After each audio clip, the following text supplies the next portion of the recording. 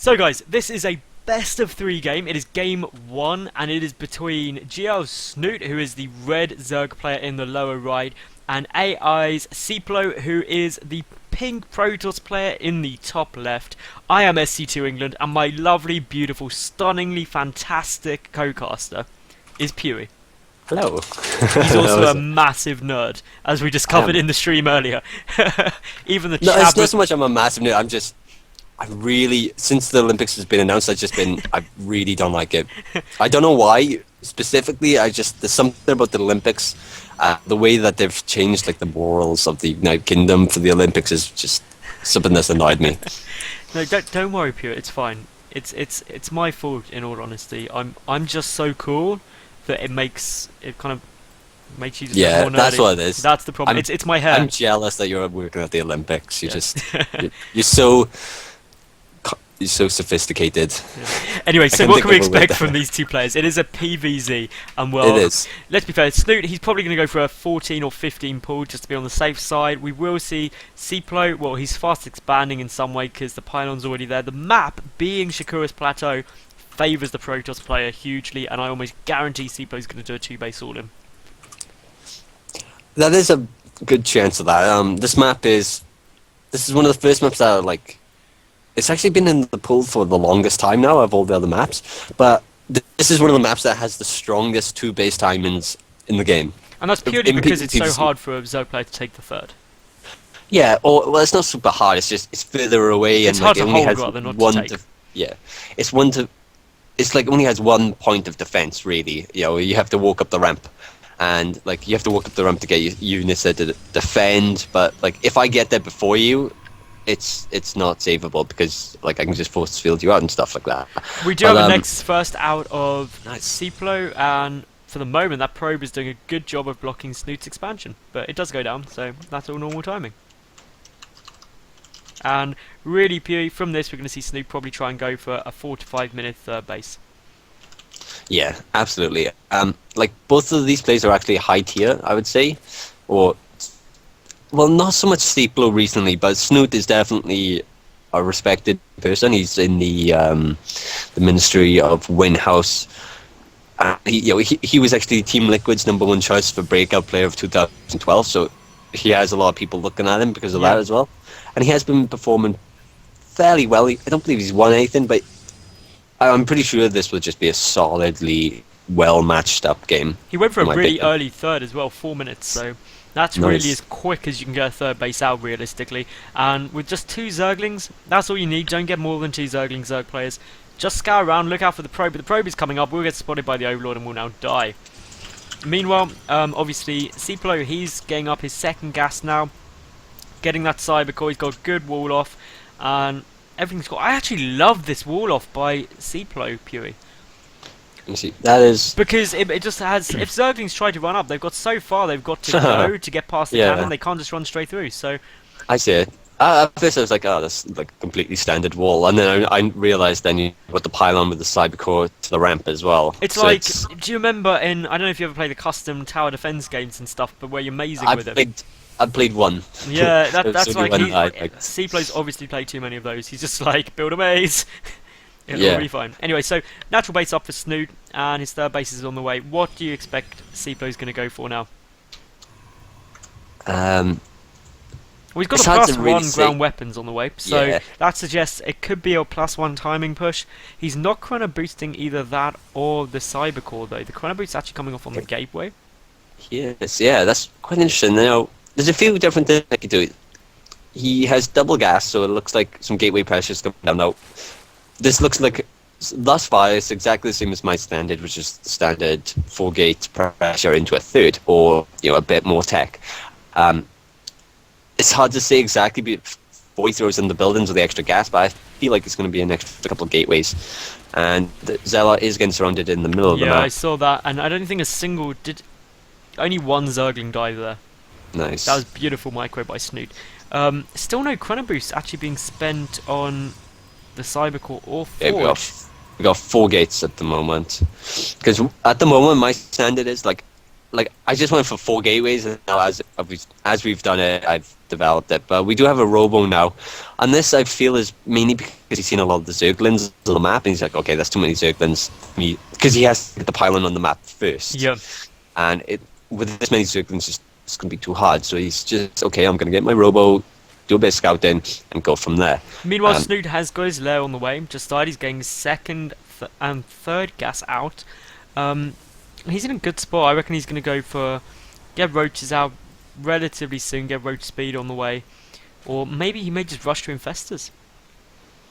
It's a possibility. I haven't seen Snute play recently, so I don't know what, because there's the two main play styles for Zerg in ZVP, which is either the Ling Infestor type play or the kind of roach heavy build. Yeah. Which, judging by the fact that there's no upgrade, no double evo, I don't reckon it's going to be a Ling play because the upgrades would have already started. So, but we do have a Warp Prism on its way out here for Seiplo. He's got quite a few sentries. I reckon it's going to be a sentry drop with a warp into the third. I think that's a good call. We actually have an Immortal in production as well. It's already loaded up. Yep. I was right. Nice. Just 4 sentries. Well, when you see a Warp Prism, it's pretty obvious with like 4 sentries. But I know if he's got. I think he might actually go to take a 4th as well. That's bold. And he's got his macro hatch on the way. This is Snoo is going mega macro mode. He's getting a Baneling. There's going to be Baneling Rain. There's the drop tech. There's the Overlord speed upgrade. Happy days. Of course, the 4th does get spotted by Seiplo at the same time, so that's a bit of 2 birds with 1 stone. And he's actually going for the Overlords. That I don't really agree with. Well, I don't know. He could get 4. I know, but with the extra warp-ins, it's not really going to be that cost efficient. But still, 4 is going to really heavily supply block Snute. And that's just going to be eerie. He's going to get 5 in total now. And, well, he may just... Will that get away? It should do. The Stalkers are getting blocked by the sentries, which of course are too slow. Lucky Overlord there, but mass force fielding on the ramp there. Another wave of warpins, and Snute, he's got a lot of Zerglings, but he's not going to be able to get nice rounds here, pushing up a ramp. No, definitely not. And he will never be able to kill the 4 Stalkers as it is, unless we do some elevated movements, which would be absolutely sick if we've seen that. Because at the moment, Snute doesn't have anything on the map apart from his third. Like, there's nothing at the towers. He could get away with that. There's a lot of Banelings, though, and they all went down. Quite a few Banelings went on that Zealot, actually, which wasn't too effective. And actually, Seiplo's in a really dominating spot right now, as long as he keeps everything together. Yeah. But Bane Raiders could be ready any second. Some good force fields there. Okay, here they come. And all the Zealots and units are crunched up. Is he going to split? He is. Okay, and he picks up the sentries. Epic move there. This is great play by Seiplo, actually. Absolutely gorgeous. And, well, there goes down the Bane Rain, but... Sick. Was it as effective as it needs to be? I don't think so. Especially now that force field goes down, we've got more Zealots warping in. Actually, this is coming off very cost effective. It really is. Really incredibly. I mean, Snoot's already nearly lost double the resources, and more than anything, Seiplo's in such a dominating spot. Like, I didn't expect this to play out as well as it did. I feel like he whooped in a crap ton of Zealots as the Banelings started dropping, and the Banelings just didn't trade cost efficiently there. Yeah. And I feel like that's the tipping point. And we have Immortals back home as well for Seiplo at the same time, as well as like these 6 gate drops. And we've got a couple more Banelings being dropped. And they are going down. The sentries, quite a few sentries go down, which were nice Baneling drops there. And I think Snoop may actually clean this up now, Pugh. Just about. It's going to be a few more reinforcements, but we do have 4 more sentries being warped in, and we still have more sentries still here already. One goes down right below there. The important thing to note, though, is obviously Seiplo behind this has matched up the worker count to Snoot, which is really significant, and it's still mainly because he's killed 14 harvesters. Yeah, but it's not just that. He's also prevented Snoot from building any more harvesters. Yeah. It's annoying, but we are going to see Zergling drops now coming up above those force fields, so Snoot doing some great play with the drop tech. Loads of Zealots, though, are able to shred these Zerglings. And that sentry survives with 1 HP. That is crazy. I think it's important to note, only now, well, it's 40 seconds away left for the +1/+1 of the Zerglings, whereas the There's a good Protoss little is already engagement coming at us. down just Yeah. outside the third, though. Those Immortals getting shielded very nicely, and Yeah. now this is a multi-prong attack. The Banelings do Oh. try to go in, but they get prevented. Oh. And this is beautiful, but They they get are picked loaded up. up. And oh my god, the sentries are there! Oh, the sentries go down, and Snoot. Seiplo has a lot more money. He can keep warping in. He should. Does he have Blink yet? Yeah, he has Blink. Why isn't he warping in more Stalkers and being Well, much more because cost he knows efficient? that Snoot doesn't have any roaches out yet. He's relying purely on Zergling Baneling, in which case he can just get Stalkers endlessly. Not Stalkers, Zealots endlessly rather, and it's working for him at the moment. Snoot is definitely under pressure. He is. Their supplies are starting to even up with actually Snoop's starting to take the lead now. That's like just a some good there's engagements, and now this drop comes up on the high ground. I think this may finally be the end of this push here. Although the Zerglings just come out so slowly from those Overlords, the Zealots just insta-kill them. Okay, we got 9 more Banelings morphing right, but there's still a crap ton of units. I was wrong. I don't think this is ever going to end this push. It just seems to be unstoppable at the moment. It's never completely taken out, but it's still engaging so cost effectively. Yeah. But some when sentries the go down Banelings there, hit- that's a bit of a loss. yeah. But as you were saying, the Stalker numbers are getting higher, Huey. As the Stalker numbers get higher, then it gets a lot more difficult because, of course, like you can blink away from the Banelings, so they can trade so well.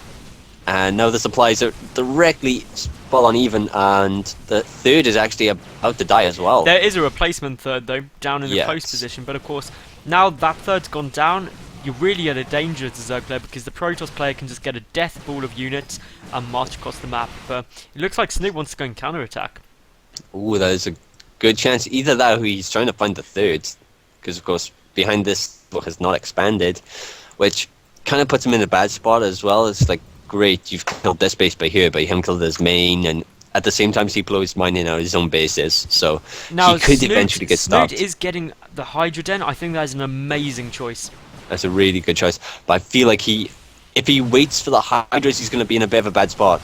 Yeah, it's Like- to and fro because obviously this army is starting to get very, very large now for Yes. Seiplo, and Snoot needs to do something about it. But without the Hydras or the range support, you just can't get the connection with the Zerglings, especially as the Stalker numbers get higher. Banelings become less effective as well for you. I feel like Seiplo's trying to be a bit more fancy here, like he That was a he had- lovely blink to pick off a queen, though. I didn't see that. That was I was, really nice. I was about to do like hand movements. I feel like Seiplo could engage here and end the game, whereas he's like toying with his opponent and letting him mass up these Hydras, for example. Like there's only Zerglings, and he has a lot of Zealots and a lot of Blink Stalkers, and Blink Stalkers do, depending on the numbers, they can do ridiculously good against Zergling and Bane. See, to the same extent though, I think that Seiplo should try to play safely. He's taken out the third base again now, and even if those Hydras start coming out with a macro hatch there, the engagement arc isn't going to be good for Snoot.